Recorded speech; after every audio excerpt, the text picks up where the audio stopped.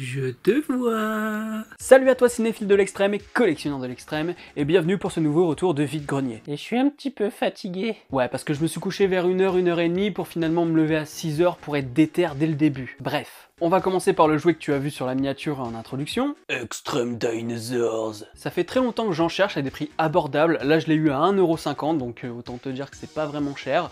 Alors Extreme Dinosaurs, si vous connaissez pas, c'est une série des années 90, 96, 97, et c'est comme Street Sharks aussi dans le sens où je me rappelle pas vraiment de la série, par contre je me rappelle très bien des jouets. Alors les Extreme Dinosaurs, j'en ai jamais eu, mais j'ai toujours voulu en avoir parce que j'avais quelques Street Sharks. Et là c'est le Dinovision, donc je vois à travers la bouche. Je laisse un peu de suspense pour les jouets, on verra ça en fin de vidéo. En attendant, on va regarder le DVD que j'ai acheté, parce que oui, il y en a qu'un, les livres et 2 jeux vidéo. Enfin là ça fait 4. Débile.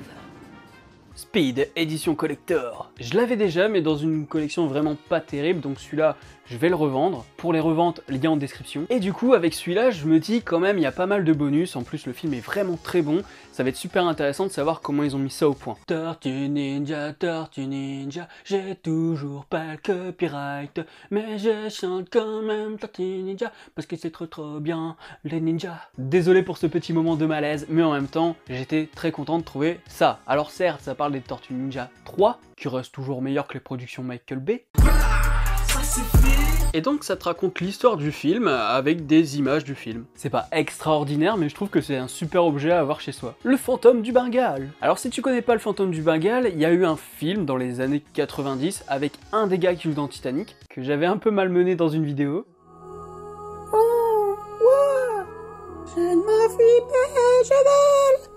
Comprenez bien. Eh sérieux, t'es bonne, mais ferme ta gueule. Et donc je suis tombé sur une BD, je me dis que je vais la lire, si ça me plaît, je garde, si ça me plaît pas, tu connais les bails. Alors cette BD et les 8 autres livres que j'ai achetés et que tu vas voir par la suite, je les ai achetés à Arnaud, un des organisateurs du Boulogne Horror Show. Super festival de films d'horreur. Ça fait 2 éditions où j'y vais, je m'éclate toute la nuit, c'est nuit blanche avec 3 films, enfin...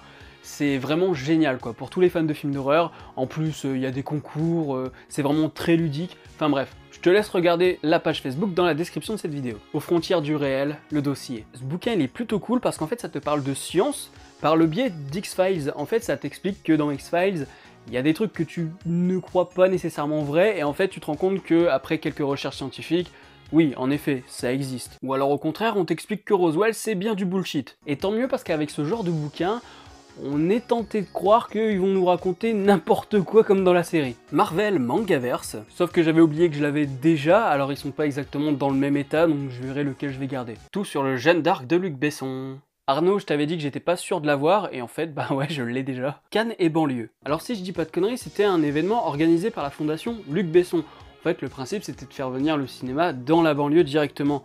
C'était une putain d'initiative, et donc du coup, eh bien ils ont fait un bouquin là-dessus avec plusieurs photos, et c'est super intéressant que ce soit, en tant qu'objet, parce que c'est des photos que tu vas pas retrouver partout, évidemment, et puis en tant que trace historique de cet événement. Donc ça c'est plutôt cool, et comme c'était à 1€, bah voilà, tu craches pas dessus, tu le prends, tu débarrasses Arnaud. Un recueil de manga. Alors là, je pourrais pas te dire exactement ce qu'il y a là-dedans, parce qu'en termes de manga, je m'y connais pas beaucoup, mais c'est plusieurs recueils, c'est-à-dire que t'as plusieurs mangas dans ce recueil-là. Genre là, t'as Riot, et puis là, t'as Sanctuary. Encore 2 Marvel, et là, c'est cool parce que le Spider-Woman, sur ses origines, c'est une saga complète, donc je pourrais le lire totalement, alors que là, Annihilation, c'est le 4/4. Je crois que j'ai le 2/4, mais au bout d'un moment, je vais finir par tous les récupérer. Par le pouvoir du crâne ancestral. Après le jouet He-Man, après le bouquin pour enfants He-Man, après le coffret de toutes les saisons He-Man, bah voilà une BD. Et j'adore parce que c'est méga coloré quoi. On a terminé avec les bouquins et maintenant on passe aux jeux vidéo. Prince of Persia 3D sur PC. C'est ce qui m'a coûté le plus cher, je l'ai payé 5€. Alors déjà, la boîte, elle est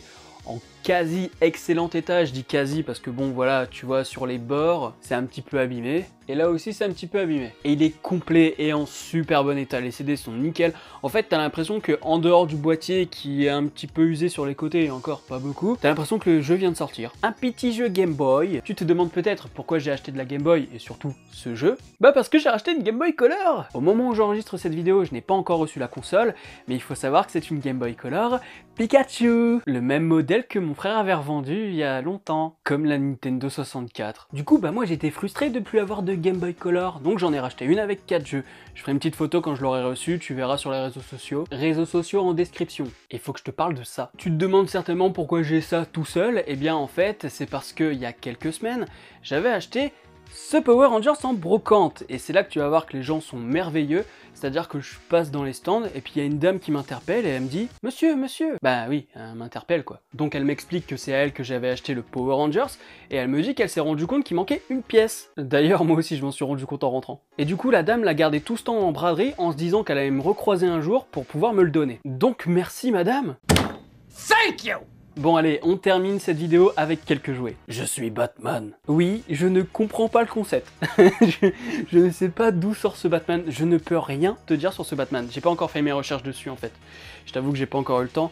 J'ai même pas la date, je crois, dessus. Ah ouais, 98 quand même. Par contre, je peux pas te dire si c'est du Mattel ou du Kenner, même si je dirais plutôt Mattel, parce que Kenner, je me rappelle pas qu'ils aient fait des choses comme ça. 98, franchement, je m'attendais à ce que ce soit un jouet des années 2000, malgré le logo qui date de l'époque 90. Donc stylé sa mère quoi. Coup de latte dans ta gueule. Oui, parce qu'ici il y a des petits mécanismes pour faire bouger ses bras et sa jambe. Par contre ça j'ai toujours pas compris. Mais ça aussi c'est vintage. Cette figurine date de 1994, alors pour ceux qui ne connaissent pas, c'est les motards de l'espace, ou Biker Mice en anglais. Et comme Extreme Dinosaurs et comme Street Sharks, ça fait partie de ces séries où en fait ils ont fait une série animée juste pour vendre des jouets. Et la preuve, ça a marché. Tortue Ninja, encore les Tortues Ninja, encore le copyright que j'ai pas. Donc là c'est complètement aléatoire, c'est-à-dire que cette moto n'appartient pas à Donatello, normalement c'est à Raphaël, si je dis pas de conneries. C'est pas du vintage. Niveau design, on essaye d'être entre les premières versions comics et les versions séries animées des années 80. Mais ça date de 2012. Et le jet ski est pas complet. Là il manque une glacière, et là il manque le petit dossier orange qui vient se caler là. Et puis j'ai eu ça en plus. Et là on va terminer par du vintage, et encore du très très lourd. Attention, elle n'est pas complète, mais putain que ça fait plaisir. Viens me faire un bisou! Oui, ce xénomorphe est un peu chelou, hein. Clairement c'est un xénomorphe des mers. C'est un xénomorphe Atlante. Alors il lui manque sa queue et certainement des ailerons, je l'avoue. Mais je l'ai eu à 1 € à peu près, et j'ai regardé en boîte complet sur internet, il coûte 80 $. 80 $. Donc en attendant de le trouver en meilleur état, j'ai eu ça à 1 € et c'est très très bien. C'est tout pour ce retour de vide-grenier, n'hésite pas à lâcher un petit pouce bleu, à partager la vidéo sur les réseaux sociaux et à me dire en commentaire ce que t'as préféré dans tous les achats. Moi mon préféré c'est celui-là quand même, hein. Abonne-toi à la chaîne si ce n'est pas encore fait, et n'oublie pas d'actionner la petite cloche pour être alerté des prochaines vidéos. Quant à moi je te dis à la prochaine, sur la toile. Salut!